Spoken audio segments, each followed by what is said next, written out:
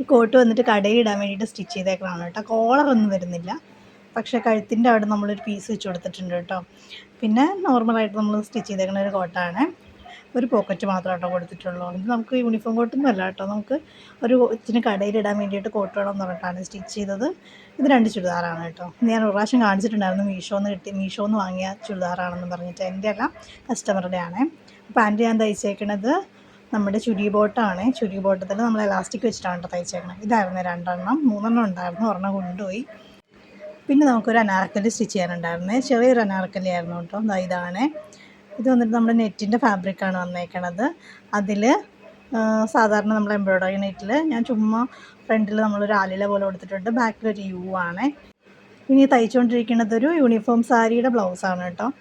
അതിൻ്റെ ഹെം ചെയ്തുകൊണ്ടിരിക്കുകയാണ്. അത് ഹൈനെക്ക് ബ്ലൗസാണ് കേട്ടോ സ്റ്റിച്ച് ചെയ്തേക്കുന്നത്. ഹൈനെക്ക് മീൻസ് കോളറുള്ള ഹൈനെക്ക് അല്ല കേട്ടോ, കുറച്ച് ബാക്കിൽ നന്നായിട്ട് കയറിയിട്ടുള്ള നെക്ക് വരുന്ന ഹൈനെക്കില്ലേ, അങ്ങനെയാണ് കേട്ടോ സ്റ്റിച്ച് ചെയ്തേക്കുന്നത്. അപ്പോൾ ഞാൻ ഈ ടൈപ്പ് ബ്ലൗസ് ആദ്യമായിട്ടാണ് കേട്ടോ സ്റ്റിച്ച് ചെയ്യണത്. ഞാൻ ഇതുപോലെ ഹൈനെക്ക് ബ്ലൗസ് സ്റ്റിച്ച് ചെയ്തിട്ടില്ല, കോളർ വെച്ചിട്ട് ചെയ്തിട്ടുണ്ട് കേട്ടോ, അല്ലാണ്ട് ചെയ്തിട്ടില്ല. അപ്പോൾ ഞാൻ ഒരുവിധമൊക്കെ തയ്ച്ച് കംപ്ലീറ്റ് ചെയ്ത് വെച്ചിട്ടുണ്ട്. ഇതുപോലത്തെ ഒരു ബ്ലൗസും കൂടി നമുക്ക് തയ്ക്കാനുണ്ട്, അത് പക്ഷേ നോർമൽ കട്ടിങ്ങിനാണ് കേട്ടോ സ്റ്റിച്ച് ചെയ്യണത്. അപ്പോൾ ഇങ്ങനെയാണ് കേട്ടോ ഇരിക്കണത്. അത്യാവശ്യം നല്ല വൃത്തിയിൽ ചെയ്തിട്ടുണ്ട്. ഇനി ആൾ വന്ന് ഇട്ട് നോക്കിയിട്ടാണ് കേട്ടോ ബാക്കി. അപ്പോൾ വീഡിയോ ഇഷ്ടമാണെങ്കിൽ ലൈക്ക് ചെയ്യണേ, ചാനൽ സബ്സ്ക്രൈബ് ചെയ്ത് സപ്പോർട്ട് കൂടി ചെയ്യണേ.